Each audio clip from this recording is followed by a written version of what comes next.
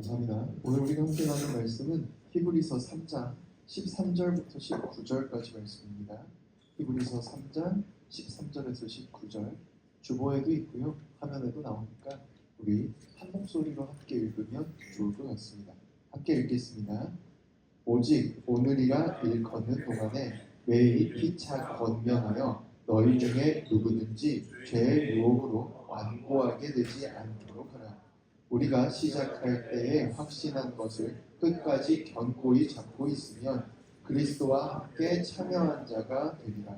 성경에 일렀으되 오늘 너희가 그의 음성을 듣거든 경노하시게 하던 것 같이 너희 마음을 완고하게 하지 말라 하였으니 듣고 경노하시게 하던 자가 누구냐? 모세를 따라 애굽에서 나온 모든 사람이 아니냐? 또 하나님이 40년 동안 누구에게 노하셨느냐? 그들의 시체가 광야에 엎드러진 범죄한 자들에게가 아니냐? 또 하나님이 누구에게 맹세하사 그의 안식에 들어오지 못하리라 하셨느냐? 곧 순종하지 아니하던 자들에게가 아니냐? 이로 보건대 그들이 믿지 아니함으로 능히 들어가지 못한 것이라. 네. 그렇습니다. 오늘도 이렇게 나오셔서 너무 고맙고 또 만나서 반갑고 그렇습니다. 오늘 말씀은요 조금 어려운 얘기인데 교회에서 있는 가장 근원적인 얘기를 좀 할 거예요. 무슨 얘기냐면 교회에 오면 이런 말 많이 듣잖아요. 야, 잘 믿어야 돼. 잘 믿어야 구원받을 수 있어. 그렇죠? 혹시 이런 얘기 한 번도 안 들어본 사람 있나요? 교회 와서?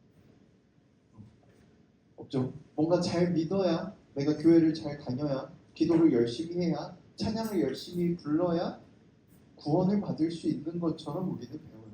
그런데 오늘 성경 말씀을 보면 그게 아니라는 걸 알 수 있어요. 왜 그게 아니냐면요, 이렇게 시작하고 있습니다.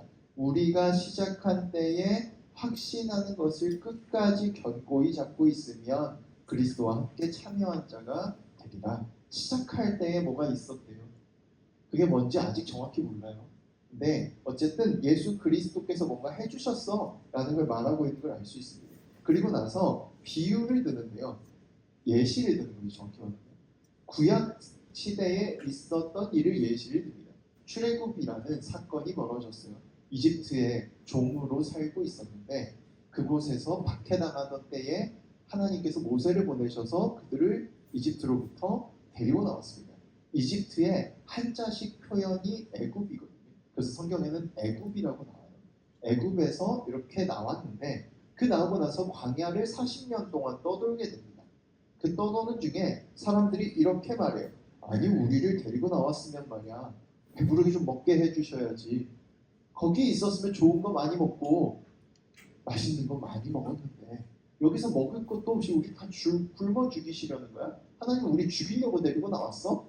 사람들이 그렇게 말합니다. 그래서 하나님께서 먹을 걸 주셔요. 물이 떨어지면 우리 목마르게 죽이게 할 셈이야? 목말라서 다 죽일 셈이냐고 라고 말했고 그때마다 물을 주셨어요. 그런데 끝까지 그들 대부분은 광야를 떠돌다가 약속했던 땅, 하나님께서 주신다고 약속했던 가나안 땅에 들어가지 못하고 그곳에서 죽고 맙니다. 왜 그랬냐면 믿지 못했기 때문입니다. 그래서 교회에서 말하는 믿어야 구원받는다는 말이 아주 틀린 얘기는 아닙니다. 그런데 지금 뭐라고 했죠? 어디서부터 하나님께서 데리고 나와주셨다고요? 이집트에서 종으로 살고 있는 그들을 하나님께서 데리고 나와 주셨다는 거예요. 이렇게 물어볼게요. 믿음이 먼저일까요? 구원이 먼저일까요? 그렇습니다. 오, 똑똑해요. 박수 한번 주실래요?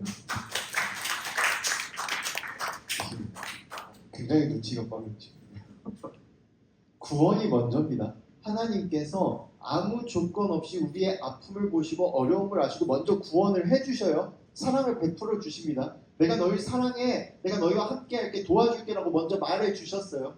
그리고 때때로는 그것을 직접 받았고 그걸 느낄 때도 있습니다. 그런데 문제가 뭐예요?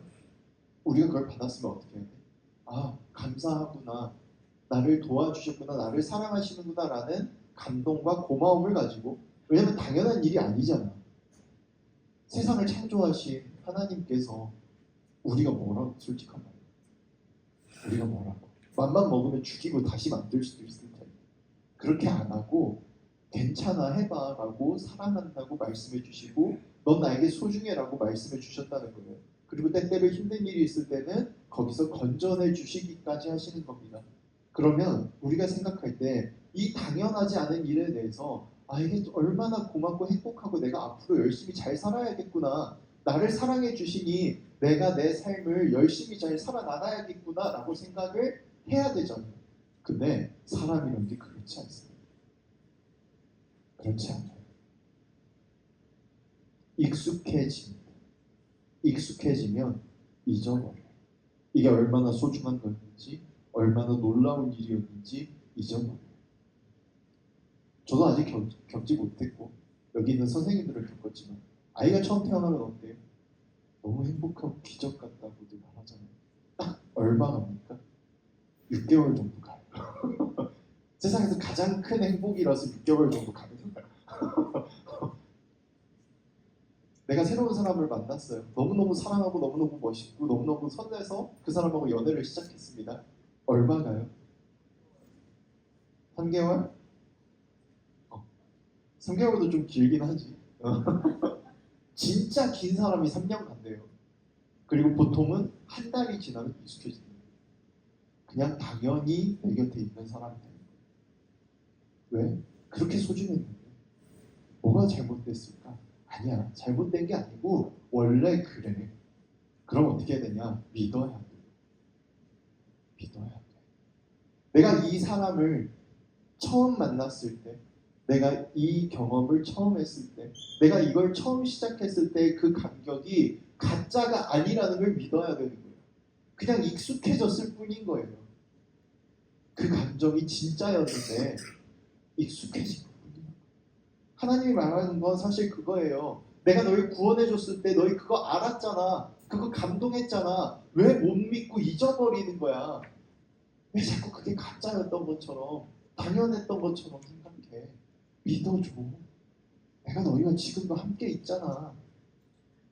이스라엘 백성들이 광야에 들어가서 원망했던 건 사실 하나님이 아니었어요. 왜? 눈에 보이는 모세가 모든 걸 다 준비하고 행했다고 착각에 빠집니다. 하나님이 계신가? 라는 생각을 계속 하게 됩니다.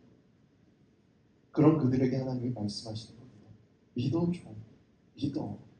내가 너희와 지금도 함께 있어. 그리고 지금 히브리서의 성서 기자가 기록한 사람이에요. 성서 기자는 이렇게 말하는 거예요. 우리도 잊으면 안 돼.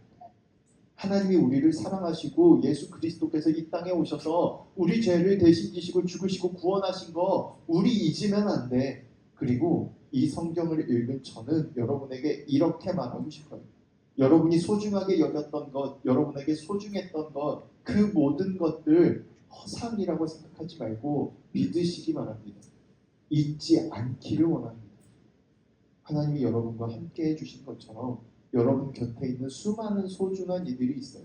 제 신앙 고백에 따르면 그 수많은 소중한 이들도 하나님이 나에게 주신 것이고 내 곁에 이미 수많은 소중한 것들과 아름다운 것들이 함께 있어요.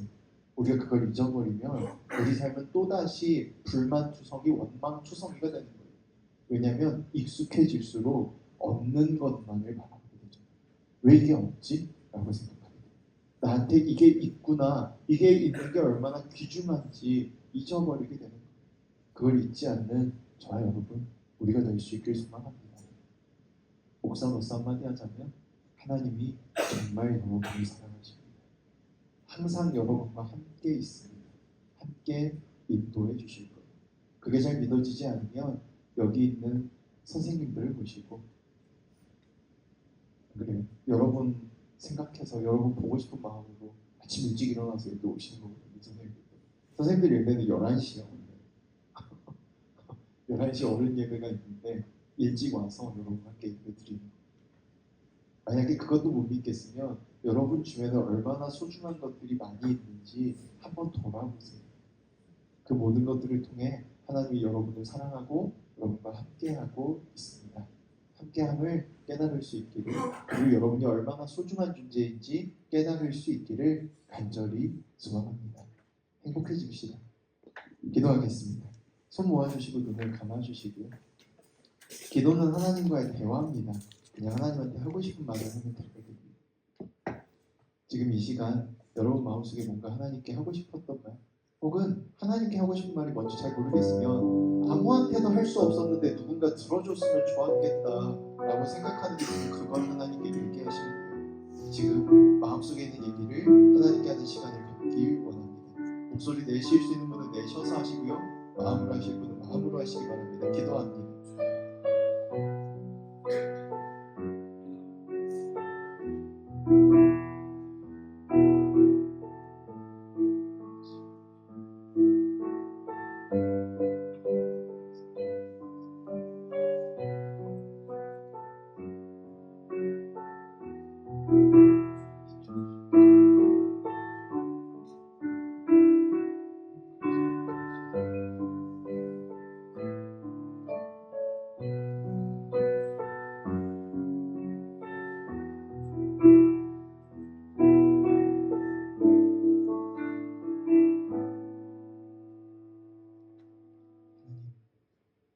감사합니다.